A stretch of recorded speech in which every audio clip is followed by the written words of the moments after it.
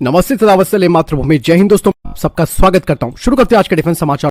आखिरकार दोस्तों, cabinet committee on security की तरफ से स्वदेशी पिनाका रॉकेट सिस्टम के लिए 10,000 करोड़ रुपए की खरीद की मंजूरी दे दी गई है और इस साल मार्च के अंत तक लगभग 10,000 करोड़ रुपए के 2 कॉन्ट्रैक्ट्स पर साइन किए जाएंगे।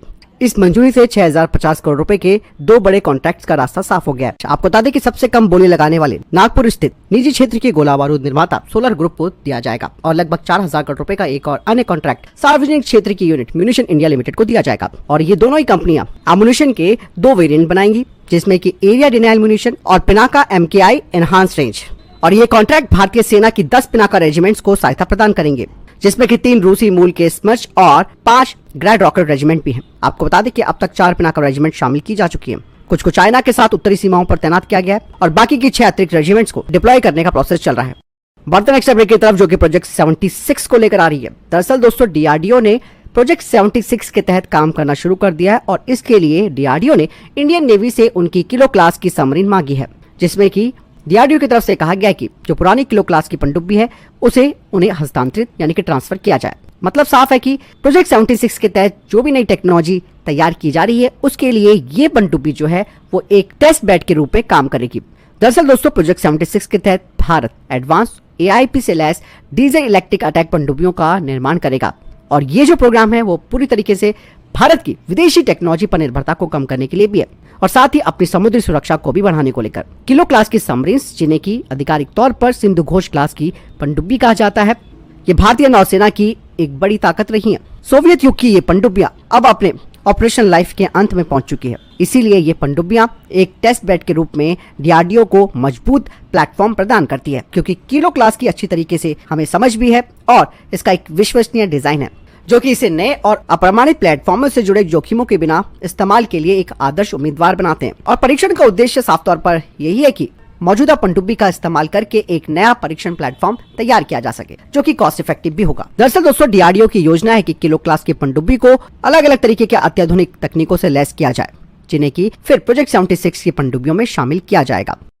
बढ़ते नेक्स्ट अपडेट की तरफ। हाल ही में कुछ खबरें आई थी कि बांग्लादेश JF-17 फाइटर जेटों को खरीदने वाला है और ये भी खबर आई थी कि भारतीय वायुसेना ने इसका विरोध किया, लेकिन अब फाइनली ऑफिशियली यानी कि आधिकारिक तौर पर इंडियन एयरफोर्स ने इस बात का खंडन किया है। इंडियन एयरफोर्स ने कहा कि भारत सरकार को इस सौदे पर कोई आपत्ति नहीं है और यही नहीं, साथ उन्होंने कहा कि ये बांग्लादेश की अपनी मर्जी हो सकती है, क्योंकि बांग्लादेश अपनी एयरफोर्स को एडवांस करने के लिए JF-17 फाइटर जेट्स को खरीद रहा है, क्योंकि उसके पास जो F-7 और MiG-29 फाइटर जेट्स हैं वो अब पुराने हो गए। दूसरी तरफ रशिया की तरफ से कोई सपोर्ट नहीं मिल रहा, क्योंकि रशिया पर सैंक्शन लगे हैं, इसलिए बांग्लादेश जो कुछ कर रहा है वो अपनी वायुसेना के लिए कर रहा है। साथ ही दोस्तों, यहाँ पर एक बात और मैं बताऊंगा कि भारत अपनी पड़ोसियों की सैन्य क्षमताओं को लेकर हमेशा से अलर्ट रहा है, इसलिए भारतीय वायुसेना ने कहा कि हमें इस चीज से कोई मतलब नहीं है कि बांग्लादेश क्या खरीद रहा है और क्या नहीं।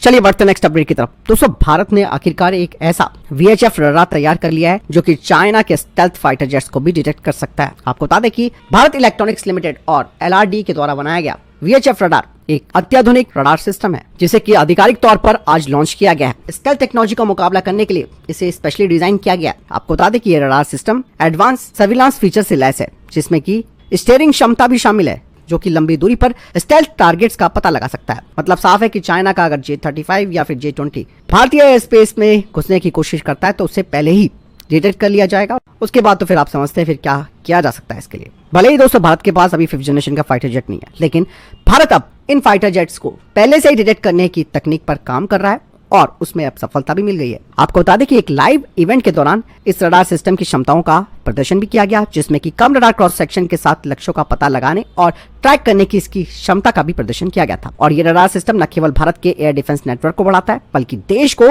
रडार टेक्नोलॉजी के वैश्विक बाजार में एक प्रमुख खिलाड़ी के रूप में भी स्थापित करता है। एरो इंडिया 2025 में दोस्तों इस रडार के बारे में और जानकारी सामने आएगी। चलिए बढ़ते हैं नेक्स्ट अपडेट की तरफ। दोस्तों, new space research and technologies लगातार एक के बाद एक कई खुलासे कर रहा है। अब 2025 एरो इंडिया में वे लॉन्ग इंड्योरेंस हेलीकॉप्टर UAV को प्रदर्शित करने वाले हैं, जो कि एक टेल रोटर है। इसका स्लीक और एरोडायनेमिक शेप बेहतर उड़ान गतिशीलता का वादा करता है, जिससे कि ये UAV हवाई निगरानी और टोही में एक गेम चेंजर बन जाता है। और ये हेलीकॉप्टर UAV केवल अपने डिजाइन के बारे में अनोखा नहीं है, बल्कि इसमें एक sophisticated try sensor gimbal camera system लगा है, जो कि दिन और रात की निगरानी, थर्मल इमेजिंग और हाई रेजोल्यूशन फोटोग्राफी की क्षमताओं का सुझाव देता है। आपको बता दें कि ये सेटअप सीमा सुरक्षा, आपदा प्रबंधन और सैन्य खुफिया जानकारी एकत्रित करने की कई भूमिकाएं निभा सकता है। रुद्रम 4 पर अब काम शुरू हो गया है, जिसे कि डीआरडीओ तैयार कर रहा है, यानी कि अब रुद्रम फैमिली का विस्तार देखने को मिल रहा है। आपको बता दें कि रुद्रम 4 की रेंज 300 किलोमीटर से अधिक होने वाली है। मतलब साफ है कि ये भी भारत का एक लंबी दूरी का स्टैंड ऑफ हथियार होगा। आपको बता दें कि ये एक एडवांस हवा से सतह पर मार करने वाला हथियार सिस्टम है, और इसकी खास बात यह है कि रुद्रम 3 से रुद्रम 4 काफी हल्की है। बता दें कि रुद्रम 4 का इस्तेमाल छोटे और अधिक सटीक उद्देश्यों के लिए किया जा सकता है, और इस नई मिसाइल को उन मिशनों के लिए भी तैयार किया जा सकता है जिसमें कि भारी वॉरहेड वाली जो मिसाइलें हैं उनका इस्तेमाल करना इतना जरूरी नहीं होता। बता दें कि इस मिसाइल से भारतीय वायुसेना की स्ट्राइक क्षमताओं में जबरदस्त इजाफा होने वाला है, और रुद्रम 4 को कई हवाई प्लेटफॉर्म्स के साथ इंटीग्रेट किया जा सकता है। बढ़ते हैं नेक्स्ट अपडेट की तरफ दोस्तों। Garden rich ship builders and engineers limited ने एडवांस हथियारों और इलेक्ट्रॉनिक सिस्टम्स के संयुक्त विकास और सप्लाई के लिए messrs Apollo micro system limited के साथ एक एमओयू साइन किया है। बता दें कि इस एमओयू के तहत मौजूदा सिस्टम्स का आधुनिकीकरण भी किया जाएगा, उन्हें अपडेट भी किया जाएगा। एक बार फिर से रशियन Su-57 और अमेरिकी F-35 फाइटर जेट के बारे में अपडेट आ गई है। कहा जा रहा है कि अगले महीने एरो इंडिया में अब ये दोनों ही हिस्सा लेंगे। अभी तक खबर आ रही थी कि अमेरिका ने अपने F-35 फाइटर जेट को पीछे खींच लिया है, लेकिन अब अमेरिका और रशिया अपने 5वीं पीढ़ी के फाइटर जेट्स को एरो इंडिया के दौरान प्रदर्शित करेंगे। बढ़ते नेक्स्ट अपडेट की तरफ दोस्तों। हैदराबाद स्थित रेडॉन सिस्टम ने 6x3 wheel tube launch loitering munition को विकसित किया है। बढ़ते नेक्स्ट अपडेट की तरफ दोस्तों। एरोनॉटिकल डेवलपमेंट एजेंसी ने अब टेडबीएफ प्रोग्राम के डेवलपमेंट शेड्यूल को रिकैलिब्रेट करना शुरू कर दिया है। बता दें कि इस प्रोजेक्ट में ऑलरेडी देरी हो गई है। कारण है कि रक्षा मंत्रालय की तरफ से अप्रूवल का टाइम पर नहीं मिलना। हालांकि इसकी पहली फ्लाइट 2026 में होनी थी, लेकिन लंबे रिव्यूज के चलते और अप्रूवल प्रोसेस में लेट की वजह से इसकी पहली फ्लाइट अब 2029 तक हो पाएगी और इंडक्शन 2036 तक हो पाएगा। बढ़ते नेक्स्ट अपडेट की तरफ। आधिकारिक तौर पर कहा जा रहा है कि 3800 करोड़ रुपए की जो ब्रह्मोस एक्सपोर्ट डील है वो जल्द ही इंडोनेशिया के साथ हो जाएगी। ये बात अब फाइनल स्टेज पर पहुंच चुकी है और एग्रीमेंट साइन होना बाकी है।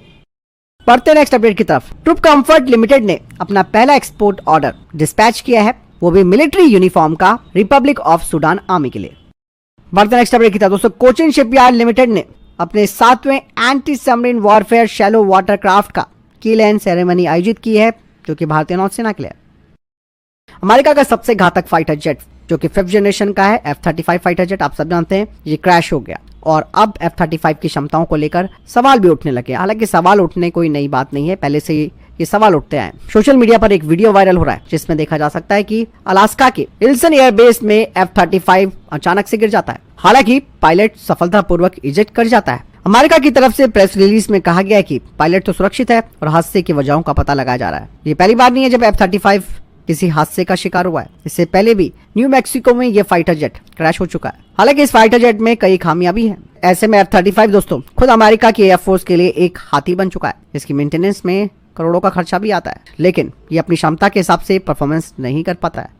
बढ़ते नेक्स्ट अपडेट की तरफ दोस्तों। ईरान ने अपना एक नया यूकैफ शाहिद 149 गाजा ऑपरेशनलाइज कर दिया है। इस ड्रोन की खास बात है कि ये 4000 किलोमीटर तक के टारगेट पर हमला कर सकता है। बता दें कि शाहिद 149 में एडवांस एवियोनिक्स सिस्टम लगाया गया है, जिसमें कि electro optical, infrared sensor, laser range finder, satellite communication antenna शामिल है। ये 500 किलोमीटर के अंदर सर्विलांस भी कर सकता है, और यही नहीं, यह स्टेल्थ फाइटर जेट्स का पता लगा सकता है। इसका विंग स्पैन की अगर बात की जाए वो 21 मीटर का है। हथियार क्षमता है 500 किलोग्राम की, 25 घंटे तक उड़ सकता है। स्पीड है इसकी 215 किलोमीटर प्रति घंटा और अधिकतम ऊंचाई है 35,000 फीट। और कहा जा रहा है कि शाहिद 149 अमेरिका के MQ-9 रीपर का एक बड़ा जवाब है। बढ़ते नेक्स्ट अपडेट की तरफ। इस बार दोस्तों इसरो ने एक बड़ा इतिहास रचा है। इसरो ने JSLV F-15 रॉकेट के जरिए नेविगेशन सैटेलाइट NVS-02 को लॉन्च किया, और इस लॉन्चिंग के साथ ही इसरो ने अपना शतक पूरा कर लिया है। तो फिलहाल इतने देखिए टॉप डिफेंस अपडेट। वीडियो के सामने कोई प्रश्न जवाब है, आपको कोई सवाल है, कमेंट सेक्शन में लिखकर जरूर पूछ सकते हैं। वीडियो को लाइक और शेयर जरूर कीजिएगा। जय हिंद, वंदे मातरम।